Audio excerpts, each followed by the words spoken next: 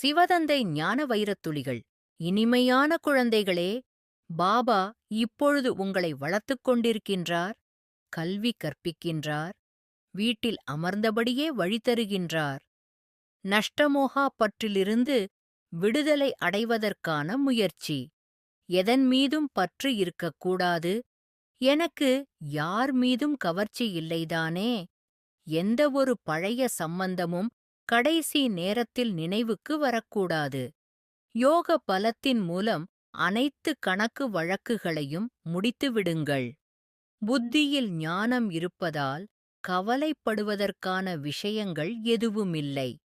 எந்தவித கவலையும் இல்லாமல் நாம் நம்முடைய ராஜ்யத்தை ஸ்தாபனை செய்து கொண்டிருக்கின்றோம்.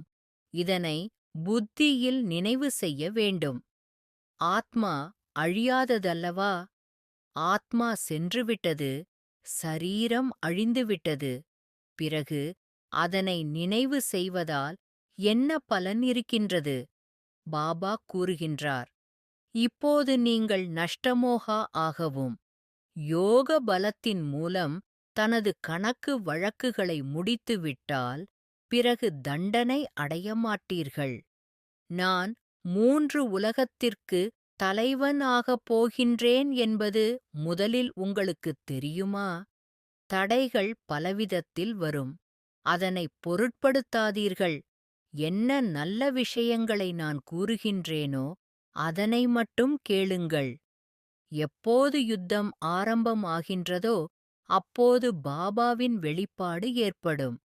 பிறகு யாருமே வர முடியாது. நீங்கள் தூய்மையானால் முழு உலகமும் தூய்மையாகிவிடும். அனைவரும் வாபஸ் சென்றுவிடுவார்கள். மற்ற விஷயங்களில் நாம் ஏன் கவலைப்பட வேண்டும்? எப்படி தண்டனை கிடைக்கும், என்னவாகும்? இதில் நமக்கு என்ன சிந்தனை? நாம் நம்மைப் பற்றி கவலைப்பட வேண்டும். நீங்கள் ஆத்ம அபிமானியாவதற்கு நிறைய மறைமுக முயற்சி செய்யவும். வாயினால் சிவா சிவா என்று சொல்ல வேண்டாம். ஜீவன் பந்தனத்தில் வருவதற்கு 84 பிறவிகள் 5000 ஆண்டுகள் ஆகின்றது. ஜீவன் முக்தியில் வருவதற்கு ஒரு பிறவி மட்டுமே ஆகின்றது.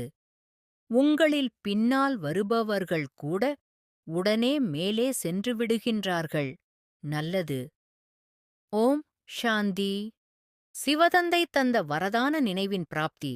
Manifestation of this day. தூய்மை கடல்.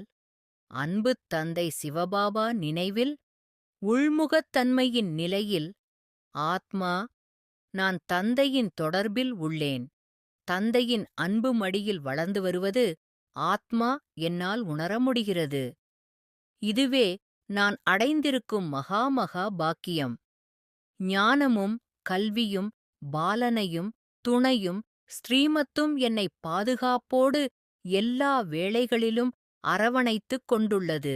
பற்று, பந்தனம், மோகம், தாகம், விகாரம் அனைத்திலிருந்தும் விடுதலை அடைய இலகுவான மார்க்கம் என்னுள் உறைந்திருக்கிறது.